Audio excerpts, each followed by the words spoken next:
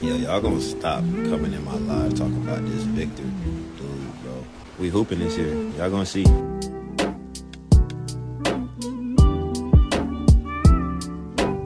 Alright team, today we're tuning into the Off Guard with Austin Rivers. As you can see, he has an impassioned plea for Wemby to play inside the paint more. So we're going to go ahead and tune in, see what he has to say. This is actually my second time recording this video because my OBS messed up and then the mic wasn't linked to the thing, and then it was this whole thing. I loaded it up on the laptop and was about to edit it, and then I was like, where's the audio?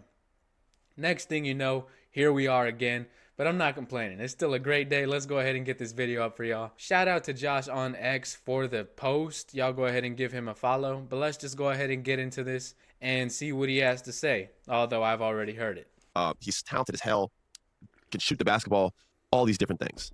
Where my frustration continues to lie with him is how much he plays on the perimeter. It drives me fucking crazy. I know he can shoot threes, guys. So for the people in the comments, you know he had 50, you know he's done that. Bro, I know that.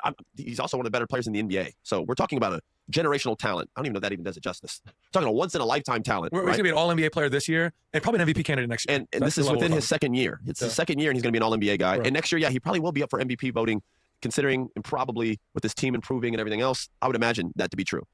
First things first, one thing I like about this take already is he's not coming off as a hater. Already I can see that there's a difference between this take and Shaq's takes. And what I like is how he's giving Wemby a little bit of praise. Like, he's going to give him criticism in this video, but he's starting it off by already giving him his flowers or whatever, saying he's a good player, not talking down on him, saying he's going to be an all-star or all-NBA or whatever he's saying. And then he's going to give his thoughts to build on Wemby's game. He's not just tearing him down and sounding like a hater. He's giving him his props first, and then he's going to give him his thoughts on ways that he can be better. So we have nothing against him as the player, I guess, because you can't deny the talent and success he's had.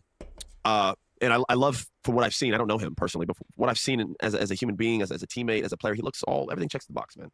I have one issue with him, and it's a continuing issue, and I made it aware last night and known. For me, he plays too soft. All right, I want to be careful saying that because I'm not calling him soft. I'm saying his game sometimes is too perimeter oriented. He went against a guy last night who's on the opposite of the spectrum of that. All right, Giannis settles for some jump shots too. He'll fire a three here and there. Fires a midi. Now, with that being said, Wemby's a much better jump shooter than him, so I'm aware of this. Wemby has games where he's pulling almost from half court. I get it. He went off 1 foot yesterday from three, yeah. Unbelievable. Sometimes blessings like that can be a curse, all right, when it comes to someone who has athleticism and size. I've alluded to this with Anthony Edwards. I have no problem with you shooting 7 or 8 threes, but that means you better turn the fuck up and have 15 drives to the basket. We are in an era where they reward guys like that. A, you could foul bait and get to the basket and live at the line, more points.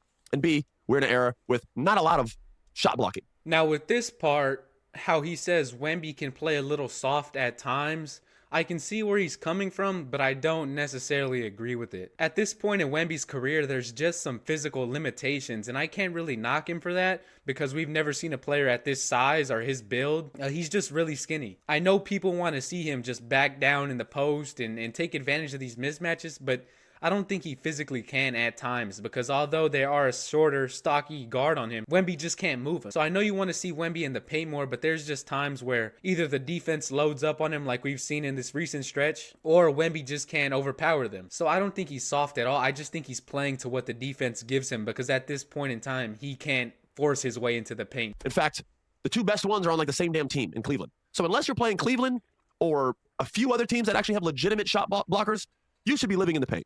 As for Victor, who's 7 foot whatever, one of the tallest people in the NBA, if not the tallest, has a first step, has a handle, and is skinny, he should be living at the line. Now, people are like, why'd you say that he's skinny? Why would that benefit him? Because you bounce off of everyone. People who are skinny are really hard to body because it shows. One little bump, him driving and catching contact, his whole body could flail. He needs to learn he's from Europe, the flop, all of that. And I know I'm not advocating flopping on here, but my God, bro. I'm watching Giannis just put hands on him and just push him out. Didn't even know what to do. At one point, he shot an air ball like it was a shot clock violation or something like that. He is never around the basket. It's everything. Even when he doesn't have the ball, he'll pop way out by 3. Chris Paul has it. He's way out by 3. Someone has it. He's way out by 3. Then I see him try to post up yesterday. Okay, so that's the end of that clip. I don't know if we're going to watch anymore because these are long and he goes on for a little while. Now, I agree with him that we do want to see Wemby in the post or just in the paint in general more, but I don't think you do it by banging against these big bodies. First of all, he's not strong enough, like I said before. Second of all, you don't want to see Wemby get injured. He does not have that Giannis muscle on, and I think staying a little bit more on the perimeter is benefiting him from a health standpoint, but I also want to see him get into the paint like Austin Rivers is saying. Now, how he does it, I don't agree with. I don't want to see him body up, but I like to see Wemby do some more finesse moves. And we've seen that a little bit more often. Like for instance, against the Lakers, there was this play where Austin Reeves was on Wemby, and Wemby just hit him with a little fake half spin and sent Austin Reeves flying, and Wemby had the easy layup. Or against the Rockets early in the season, you saw him pump fake in the paint and had everyone jumping, and then he could take it up. And I think that's what the Spurs are working on with Wemby whenever they talk about the fundamentals, using your footwork and overall trying to be a finesse post player instead of a big body bully post player. That's the way I want to see Wemby get into the paint. I'd like to see Wemby take the Hakeem route a little bit more, where he uses footwork and gets around players in the post. So the overall thoughts with this take, I do agree. But I don't ever think we're going to see Wemby overpower other players on just a regular basis. But let's just take a little look at these quotes Josh has posted for us so we can get an overarching theme of what he's saying. If you had 30% of Kevin Garnett and put it in Wemby, he'd be an MVP candidate today.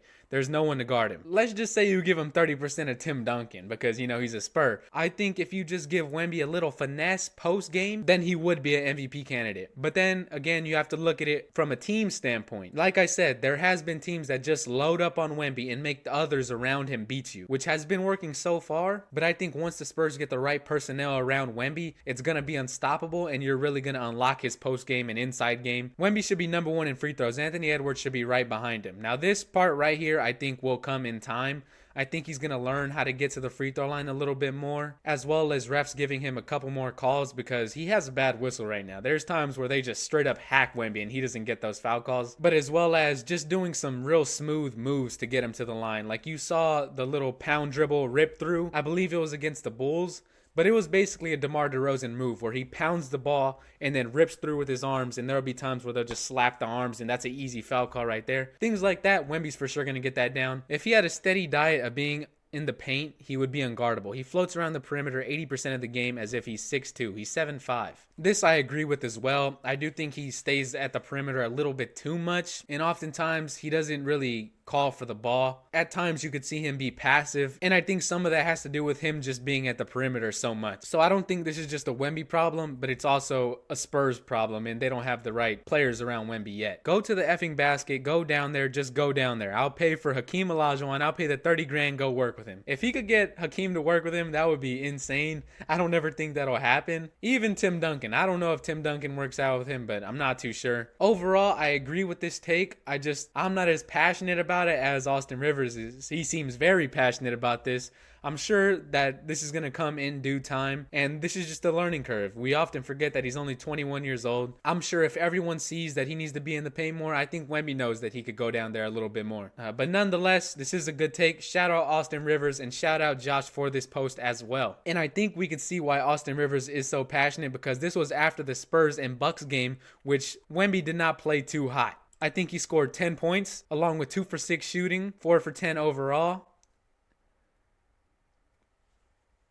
And this was a game where they shut down Wemby early, and then the rest of the team saw their leader just go down, and then it was wraps from there. The Spurs got blown out. But let's take a look at his last 8 games. These are all the games since starting the new calendar year, all of January so far. And as you can see, his points are down as he's been in a shooting slump, and he really just hasn't been able to get his rhythm going. But what I want to point out to y'all is you see this 2 for 12 game. Yeah, this is horrible. This is where you have to go down low, which sometimes he makes it look easy down low. And I think that's where the frustration starts to set in. But we saw a lot of these 2 for 12 games in his rookie year, which you don't see as many now. He does still struggle at times, but I think he has gotten better at not shot chucking as much, because in his rookie year, he didn't know where his shots were. He didn't know where he was going to get his shots on a game-to-game basis. So there would be times where he just launched some threes, and I think he has a little bit more of an idea where his shots come from. And I say that to say that it's only going to get better throughout his career. He's going to learn, and his teammates are also going to learn where he likes the ball. He's still going to take a majority of his shots from 3, but I think we're going to see a mix to where he becomes the 3-level scorer in the future. And so looking at his shot diet, as you can see, half of his shots come from 3,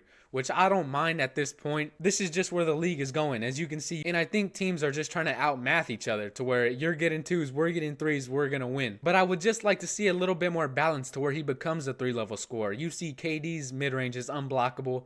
Dirk had an unblockable mid-range.